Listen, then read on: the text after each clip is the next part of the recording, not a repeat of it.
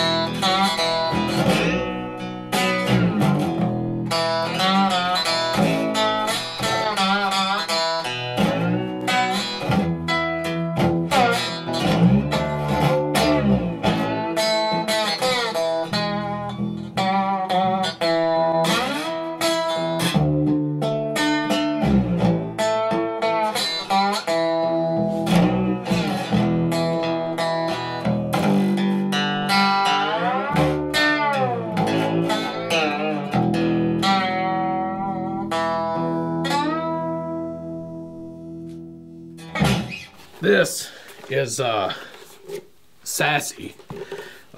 It's made by John Lowe in Memphis, Tennessee. He has a shop called Xanadu Music and Books.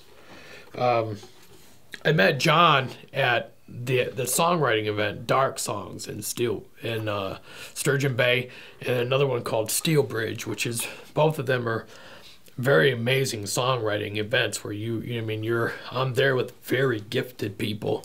We're there to write, and all of us are published, and all of us are doing things. I mean, it's really intense to be around that talent. I'd never seen one until Pat McDonald had played one, and John Lowe made them.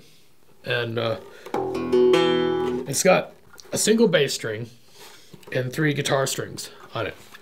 And for real, broomstick handles. The folklore of this guitar is that John wrestled not one but 2 witches to get their broomsticks to make this guitar. And something very strange and unique happened when this guitar was made. The top of this wood here is Memphis sassafras wood. When he had cut the wood, an image of this wolf came out in the wood grain. Like, and there happened to be a knot of wood right in here where it looks like the eye, and you can see the snoot, you can see the eye and the curve. And what are you going to name a pet wolf? And I'm like, well, Sassy has got to be the way. I particularly love the kitchen counter top on the back. I don't know, is that Formica or whatever, and the hose clamp here, and it's got 2 outputs, one for the bass string and one for the guitar. And John plays in one-man band, so he'll play and he'll do the guitar and the drums and the guitar, and that's how it came about. But this guitar has had a profound and significant impact on me as a player, me as a songwriter. I know it has touched the hearts of my fans because people ask me about it all the time. I've actually had situations for both this one and Alice where people have waited in line to get pictures of the guitar, and here I am like an idiot thinking they're there for me. Oh no, they're there for my guitars. This one, it's a staple now. If typically when I tour, I'll take just 3 guitars, a spare 6-string and a 6-string than this. But lately I've only been taking this one and Alice out on the road, and they just seem to take the whooping I give them, and if you'd have asked me 5 years ago, or hell, even a year and a half ago, if I was going to be playing with these things, I probably would have laughed. That's how ignorant I was. I mean, it's a really amazing thing. I think it's probably one of the more absolutely genius inventions I've ever run across. And John's an amazing guy. If I highly suggest you ever get to Memphis, go down to Xanadu Music and Books and get yourself a Lowe. Same thing with Alice. Order one of those too. You're gonna love them. And last but not least, this is my Rosie. Rosie was my introduction to cigar box guitars. It wasn't really meant. The maker said to me several times that he never thought that the guitar would get out of his basement. But this guitar has been played in 37 states and 16 countries. It's been held by a very long list of prominent guitar players, from Chris Duarte, Samantha Fish, and many others, I might add. It was my traveling buddy. I would wake up in a hostel or whatever, and first thing I'd look for is this guitar, and my hat, we've been on many adventures together. One of my favorite of this guitar was being lost in Bangkok. I was supposed to follow somebody on a motorcycle, and it was pouring rain.